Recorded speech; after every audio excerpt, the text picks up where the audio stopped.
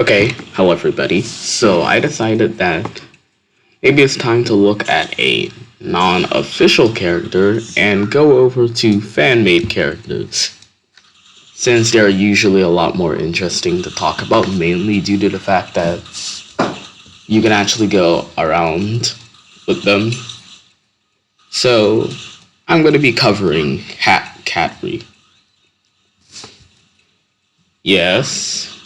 On surface glance, you may be thinking, oh, he's fan-made, so he's obviously feetless. But that would not actually be the case, because we know that in the actual videos about him, we know he was able to burst open a metal door. The door just went flying. So just off how he did it alone, even without a calc, you can pretty easily just get that wall level, very easily. And he does this very easily, too, so there's not much holdback. But now I go into the baseline stuff he should apply to.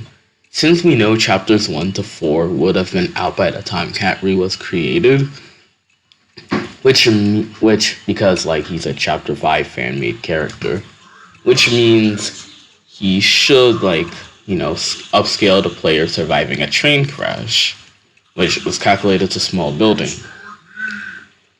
Well, yeah. So, catree one-shotting the player in this sense would just get all the way into the small city block range, which is ironically a lot higher than what you may have originally thought.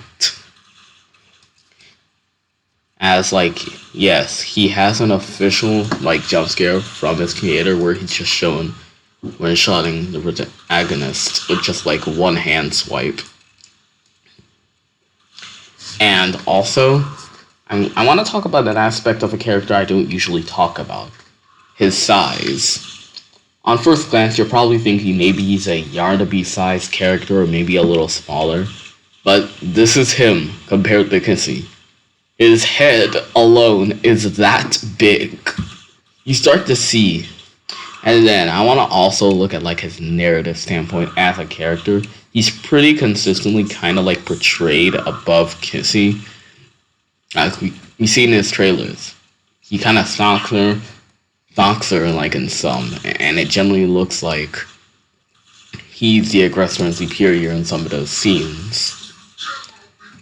I am aware that chapter 5, the actual chapter 5 wasn't out at the time, but I do think we can still apply this to catree because, from a logical perspective, if something new comes, then if catree still has that narrative of being above Kissy and that injured state, I think it would still apply no matter what feat that injured Kissy performs, because that's still catree's narrative standpoint as a character.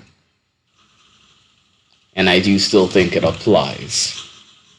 Now, we all know Kissy in the exact same injured state was still capable of hurting Prototype, who ironically just casually swings his claw into Catnap's face and he just dies instantly. Catnap was able to survive the green hand charge by 4 batteries, which was calculated to be multi-city block. And one-shotting this, the way Prototype did, got all the way into the city level.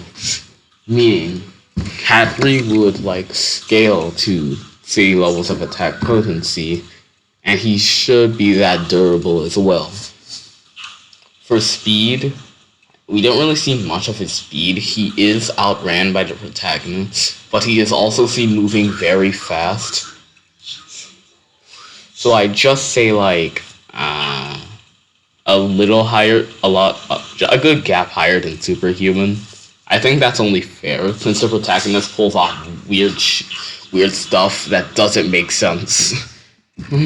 So I think that's a good range for him.